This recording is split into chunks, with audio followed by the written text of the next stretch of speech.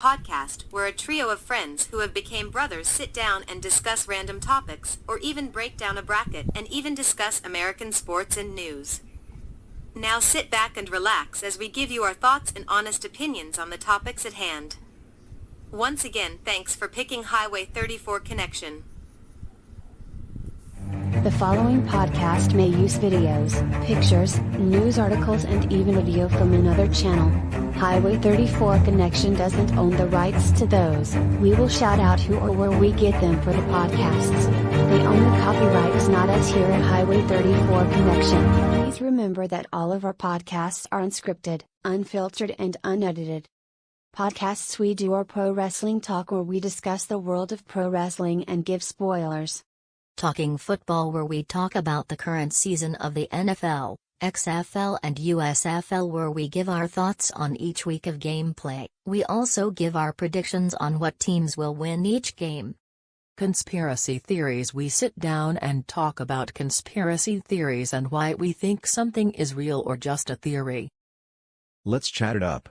This is a podcast where we just talk about random topics here on the channel. We could talk about anything, so please be warned, our podcasts are intended for mature audiences only.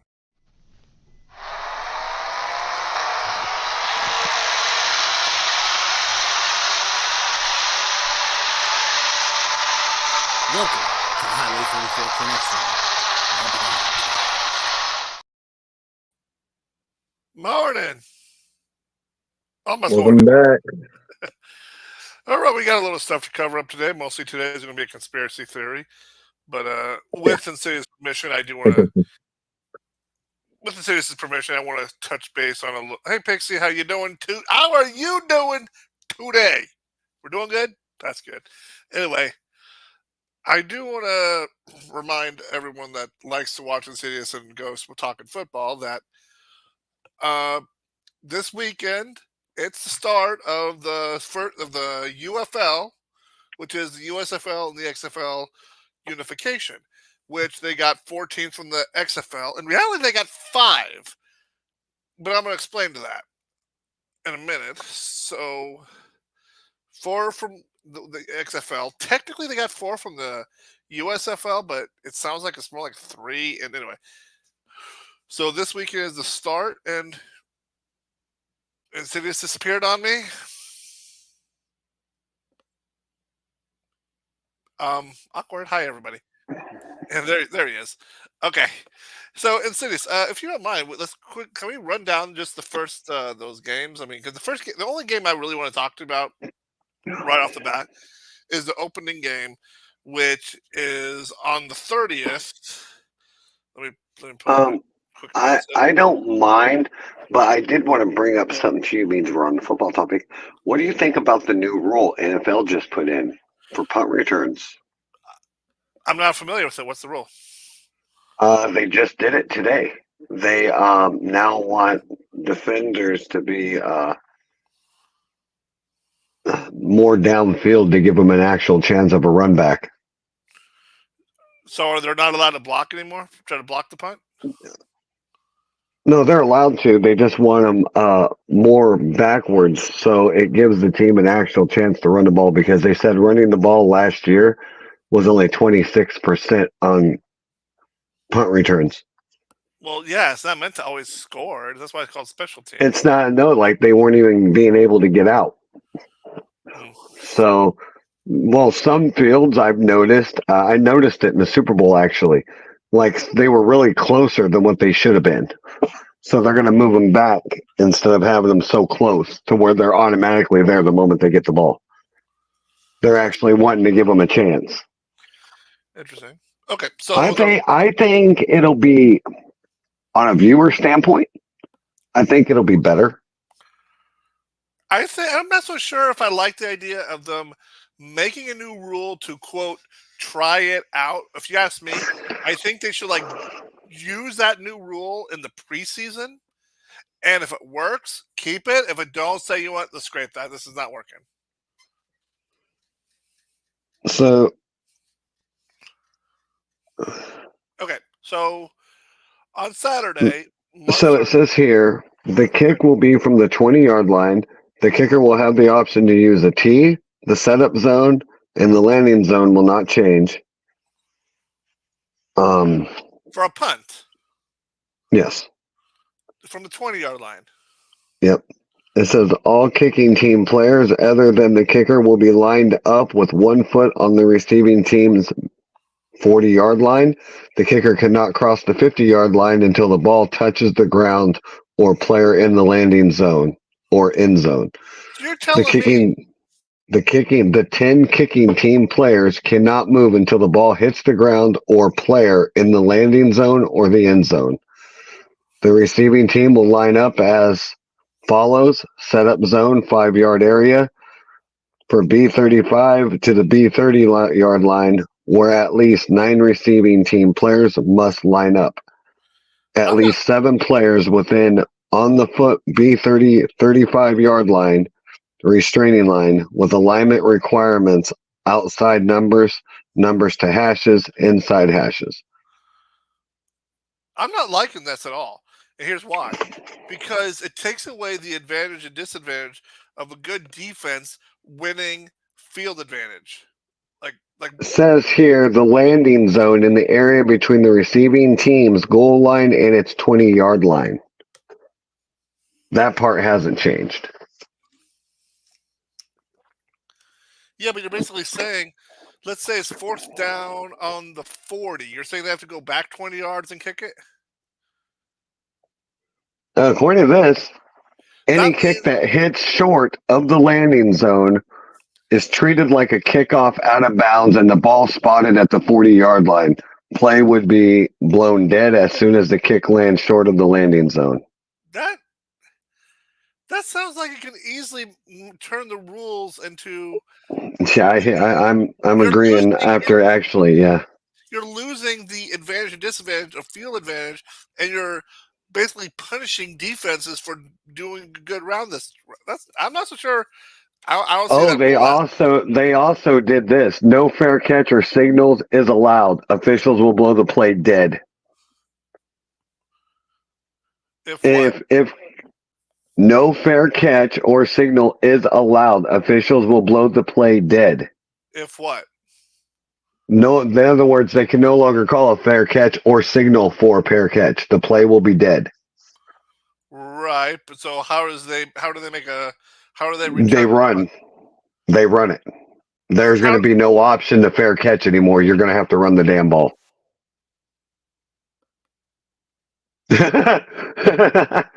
I'm not liking this. If conditions cause ball to fall off tee twice, then the kicker will be allowed to use kicking stick to keep the ball in balance.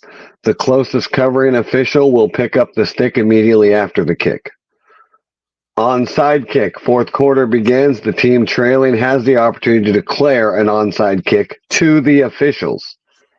Right. Current onside kick rules would apply if onside kick goes beyond the setup zone, untouched. Right. Kicking team penalized for UNS. Return team would start to the drive at the 20-yard line. And then it goes on to the penalties. The setup zone and landing zone will not change, with any penalties that carry over to kickoffs. Alignment of 10 kickoff team players and all receiving team players will not change. Only the spot of the kick would move. So in other words, all the players will stay where they're at. They're going to move the kicker forward. We're going to have to see it in action before we really make a judgment call. Because what I'm reading here is it's the kicker is the only thing that's moving forward. Everything else stays the same. Okay. So let's do a small prediction. I'm not going to ask you to do a big one because we haven't really seen any of these new teams in action yet.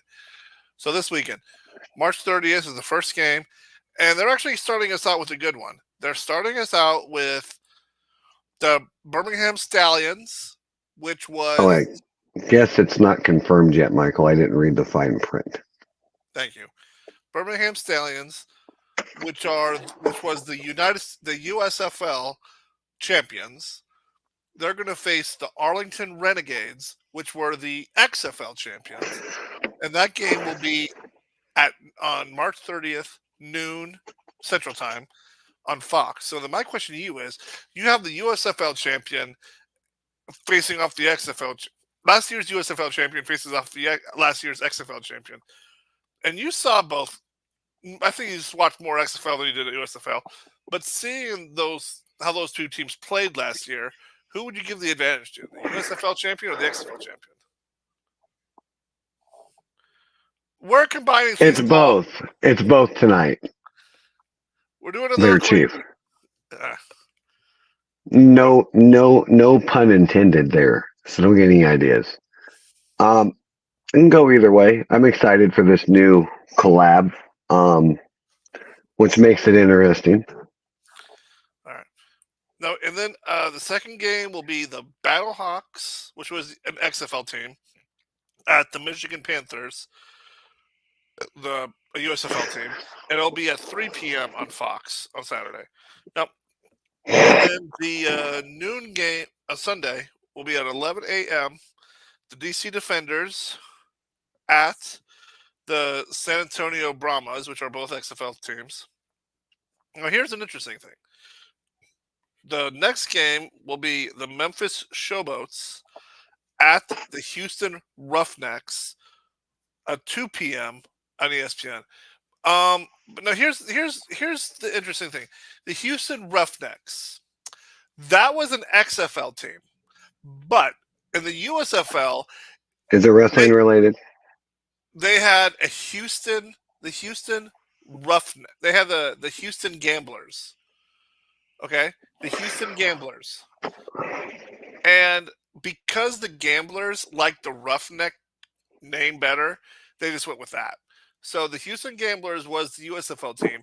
They liked the Roughneck team name better, so they just took it when the XFL and USFL merged. So in reality, the Roughnecks kind of switched to the other side. Okay, so that's all we got for football. So yeah, this weekend, week 1, UFL. It's going to be a fun one. Okay, so back to those of you that didn't hear the ruling.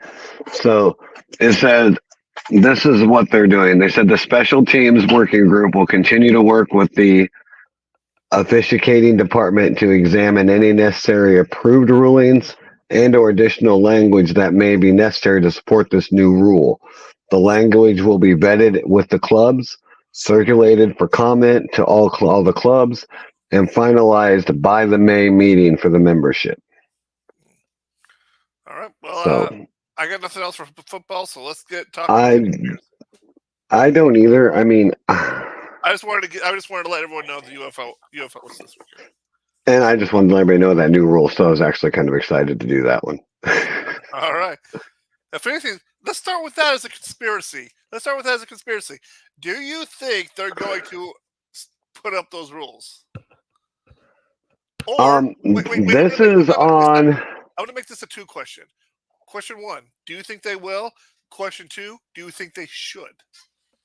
Well, this is the thing. This is on the actual NFL football operations, and the title says new NFL kickoff rule. And this was posted 12 hours ago. But then you went on to say that it wasn't official. Yeah.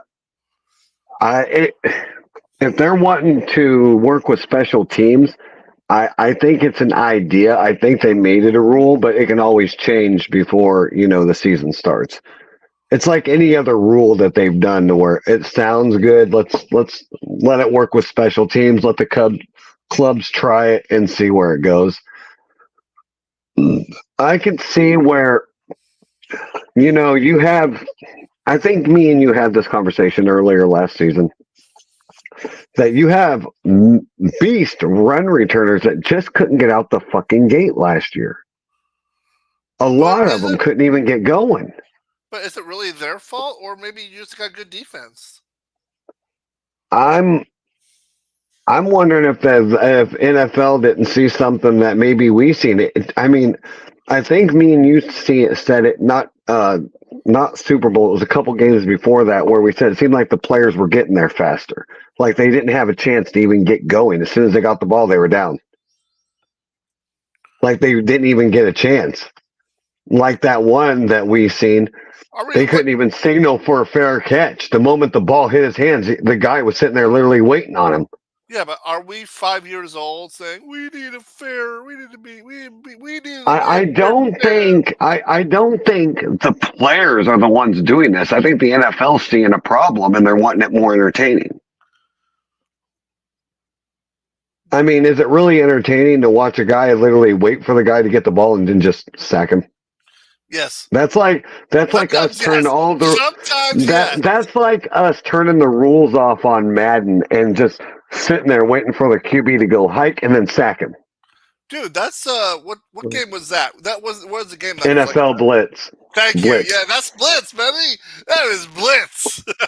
Dude, in Blitz you could clothesline him, man. Yeah, man, it was like that Blitz. That game was like wrestling with football. But no, as far as conspiracies go, I mean, I think with this rule, I think it does benefit. It benefits all teams. It's not something that's going to benefit just say the Chiefs, just say it's going to benefit the Ravens. I think it's going to benefit all teams. Benefit the Chiefs, you know that. We had to protect Patrick Mahomes. I roll. Yeah. Anywho. Right. So the original topic for this one was skinwalkers. Yep, we're going to talk about Paul today. Hey, right. Two-Face could be. I know. Hey, Newfie. Two-Face really could be. Two-Face really could be a skinwalker. You're right. Chief, you better watch it. There has been tales about cats. Anyway. Cats and dogs. Oof. Aye. And bears, apparently. Woo. All right. So, I've been seeing these videos, and I've seen them on TikTok. I've seen them on YouTube. But if you do the search, now, there's been no sightings except for random people saying, look, we caught one. No, you caught a dog being a dog, doing dog things. Well, look at this one. Okay, you took a picture off of Google and made AI make it walk. Great. Fantastic. Doesn't count. Doesn't count. Just like the one I saw where the AI Joe Rogan talking about it. And then Joe Rogan actually came out and said, I didn't talk about that. To go to the laptop, I just want to let everyone know in July I will be attending AEW. Huh? Let us know how sucky that goes. Even though it's got to be better than anything WWE is doing right now, because this whole storyline with, never mind, this is not a wrestling podcast, and I'm not going to talk about it. Anyways, back to the topic at hand. Yeah, skinwalkers. All right, so skinwalkers, because there has been so much lore that's skinwalkers, shapeshifters, anything in that ordeal. Even where skinwalkers are real. Where have you seen one? I haven't. Anyway, just saying. There's also even a werewolf comes from the lore of skinwalkers and changers and stuff like that. So the question is, where the fuck did this shit come from? Actually, I'm glad you brought that up, because I actually just had it up. So I will be more than happy to bring that back. So, according to Wikipedia, the most common variety seen in horror fiction by non-Navajo people is one of the several variety of walkers in the culture. Specify they are type of something Navajo witches, pretty much, but representing the entities of the Navajo culture values come community healers, and culture workers are known as medicine men and women, or by other positive terms in the community, and witches are seen as evil, performing harmful ceremonies and manipulative magic, and a provision of good works. Medicine people traditionally perform in order to practice their good works. Traditional healers may learn about both good and evil magic in order to protect against evil. But people who choose to become witches are seen as corrupt. The legend of skinwalkers is not well understood outside of Navajo culture, both due to reluctance to discuss the subject with outsiders, as well as what Cherokee Nation says is a lack of necessary culture context. The stories are embedded within. Traditional Navajo people are reluctant to reveal skinwalkers' lure to non-Navajos or discuss it at all among those they do not trust. In response to Navajos incorporating the legends into their writing, which would also specifically impact with J.K. Rowling, did so. That's when this is done. We as Navajo people are now opened up to a barrage of questions about these beliefs and traditions. So, and really, it's just nothing more than a myth and a legend. There's no actual ties to anything of it being real, per se. Mm-hmm. So is that so it's Skinwalkers this week, Wendigos next week? is what? Skinwalkers this week. Are we doing Wendigos next week? Wendigos. Oh man. You know what's funny is I saw these videos. Hey. Well, not according to Navajo culture, they are around the same according to this. A myth is a myth, legends are legends. Hold on. No. I'm gonna break this. But I was going to ask Newfie. Newfie, what do you think the difference between a myth and a legend is? Well, that depends on how you describe legends. Legends could be as a person. Legends can be as a story that's told many times over with the same concept of a myth. Well, I know. I get you. I just want to know what this individual's put it.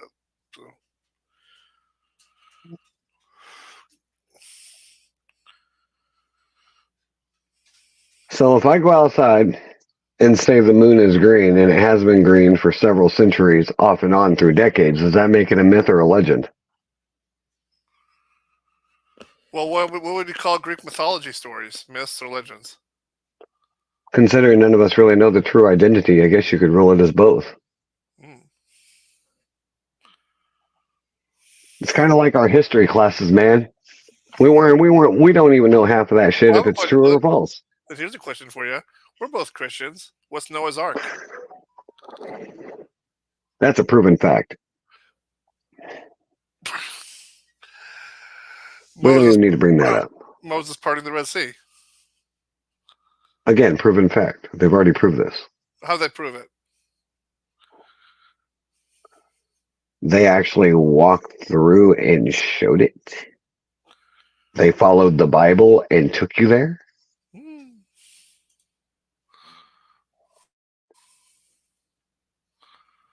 Hi, Scribble. So no, I mean, but back to it. It goes. What is the difference between a myth and a legend? Scribble, what's the difference between a myth and a legend? We're skinwalkers. We're talking about Paul.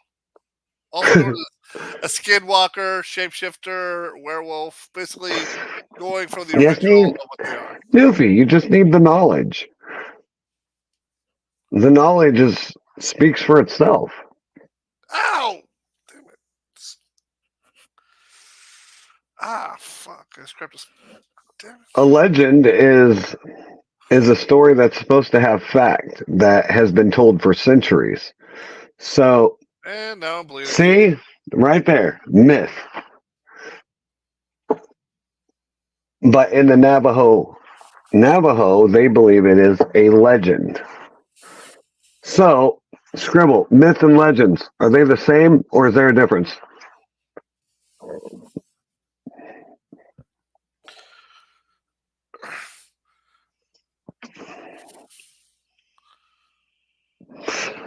Even though being able to turn into a werewolf would be kind of fucking cool. See? The weird thing is, though, And here's how all those three kind of create. Like I said, werewolves. They go back to skinwalkers and shapeshifters. They all go with the same lore that the same thing is needed to kill them. Silver. Yeah. Yeah, exactly. True And which werewolves, is they upgraded it to silver bullets, but in reality, it's silver. Yeah. So I don't know. It's kind of a thing that if you want to believe it, fine. But even I can read through bullshit. I mean, And I'm not one to judge. and Scribble, you just showed up when I said apparently we're doing Wendigos next. Some people, how do you say that anyway? Some people say Wendigo, some people say Wendigo. Which one is it? Lizard people. Close family friend. Now we're not going into that because there's actually some pretty bizarre proof about Queen Elizabeth being a lizard people. And wasn't there like an old lore about lizards or alligators in the sewers of New York or something like that? Yeah, there was that one.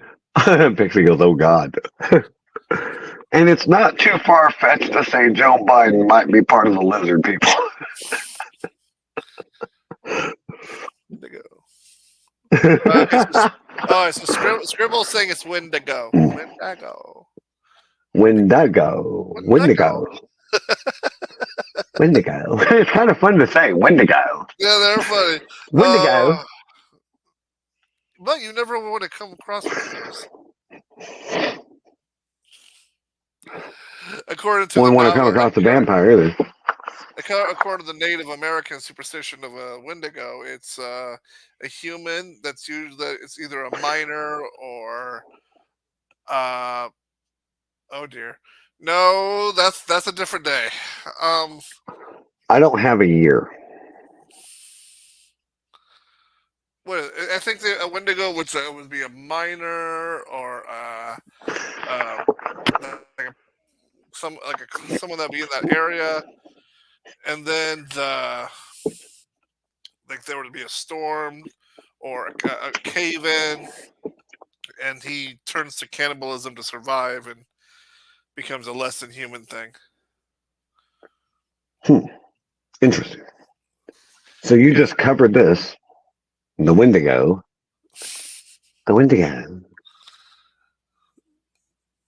So what's up with the Appalachians? Well, one of us does have Google already open. Let's go and look around. And ladies and gentlemen, I think we should pull a fund together and send the chief, the founder of Highway 34 Connections, to known haunted areas around Iowa.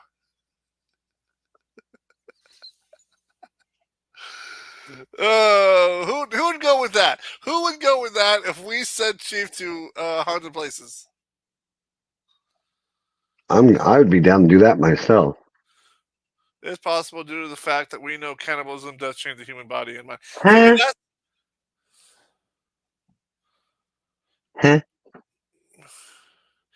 See, this is why people think Wendigos exist, is because of this very reason.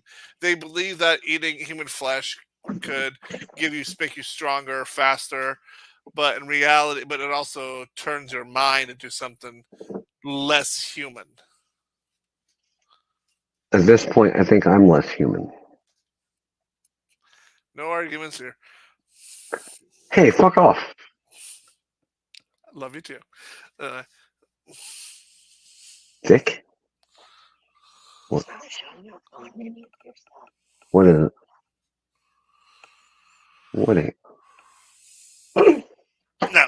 I was gonna go and We're on Twitch right now. I'm on Twitch, YouTube. And I don't know where the hell. Facebook? What? Scribble, what are you talking about? You should be able to find us because I'm live. You're following me. Bring me your phone.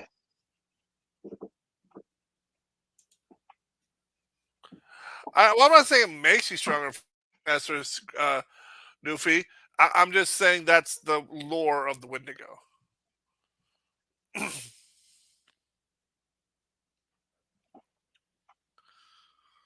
The Appalachian Mountain rules. If you hear your name when you're alone, no, you didn't. If you hear anything in general when you're alone, okay. Depends on how you define that one, Scribble. I think we should say, look, did you know that if most people that know where we live in a nice little place called Ottumwa in the southeast Iowa. The reason I'm bringing that up is because, according to this report I'm reading, the hotel in Ottumwa is supposedly haunted.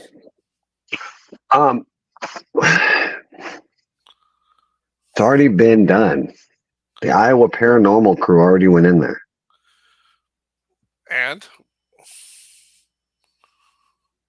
I don't know. I don't think the results were ever conclusive. Anyway, I'll have to go back and get those reports. Well, here's what the story is, if you would like to know. But I have stayed in the hotel, and I honestly have never. I've stayed in the hotel too. But I've never heard anything or seen anything.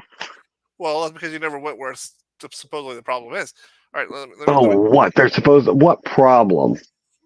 You didn't go where the issue is. Presidents have stayed in that damn hotel. Would you please let me tell you? Let me read the story. Wait. Do not look into the woods too long.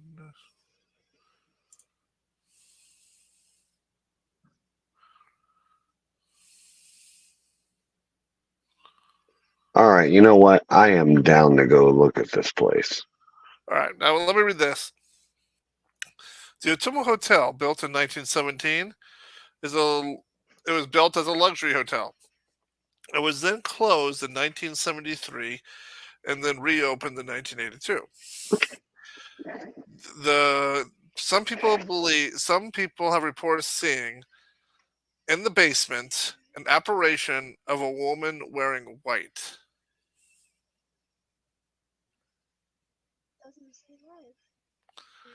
Insidious, your thoughts? Right there. And he didn't pay. Sorry, I was busy. Repeat again. All right. The Ottumwa Hotel, built in 1917 as a luxury hotel, building was closed in 1973 and sat abandoned for a decade when in 1982 a local family purchased the property. However, people have reportedly saying that in the basement there is an apparition of a woman wearing white. In the basement. In the basement. In the basement. Well, sounds like I need to get on the Iowa Paranormal's website and have a look-see. That's what this sounds like. We're also not so far from Burlington. You want to go down the Stone Hollow Road? I've seen that one, and I'm going to call that one debunked, considering a lot of people have been on YouTube and already done that. All right. For those that don't know the story, it says Iowa has a strange collection of haunted roads, and one of the scariest one is outside of Burlington. Comes with the story of a woman named Lucinda, who reportedly threw herself off a nearby cliff after learning her husband left her. While locals avoid this road at night, it is a popular spot for ghost hunters. It said that if you say her name 3 times, her ghost will appear standing atop the cliff. But be warned, should she lay a rose at your feet, legend says you'll meet your demise the following day. Yeah, yeah. All right. I don't know if I buy into that. That's just me, though. In Iowa, they also call the Matthias Ham House in Dubuque. Heard of that one? Dubuque ain't far. All right. That's the Home Turned Museum. The home's former owner, Matthias Ham, comes to Dubuque in 1833 to take advantage of the steamboat business, where he meets his wife and expanded his home to accommodate their 6 children. Throughout the years, several family members died, including Ham, his first wife, and their daughter, as well as an intruder shot and killed by their daughter, Sarah. Since being turned into a museum in 1964, employees and visitors have reportedly seen haunted things such as cold breezes randomly blowing through the house, objects moving and flickering lights, all that stuff. I get that in my own house. I don't need to go somewhere else to deal with that. How about the Squirrel Cage Jail in Council Bluffs? That don't even sound fucking amusing. Next. The Squirrel Cage Jail in Council Bluffs. It was built in 1885 and used until 1969. Today it's a museum, a tourist attraction. They reported seeing several ghosts, including that of the jail's first resident and a young girl entirely in gray. You know what? I get time. I might actually take on some of these. But all right, I'm gonna have to wrap this one up because I gotta go and pick up my Uncle Brent and take him home. Very well. We have thanked everybody for listening to the nonsense that is Skinwalkers. Insidious and Ghost.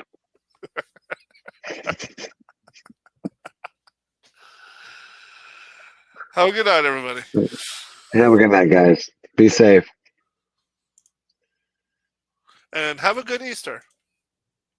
Yeah, we forgot. Easter is coming up around the corner. Have a good Easter. Oh, we'll probably be back by then, I'm sure.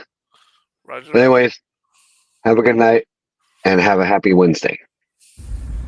Hi, I'm Insidious. Thanks for watching this podcast. This is the Ghost, and thank you for watching our podcast.